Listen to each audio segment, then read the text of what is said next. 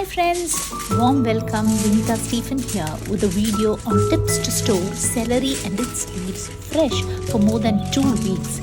Remove the celery from the plastic cover in which it comes and pat dry any moisture content on it and wrap it in a foil paper and store it in the refrigerator in the crisper drawer. It stays fresh for weeks.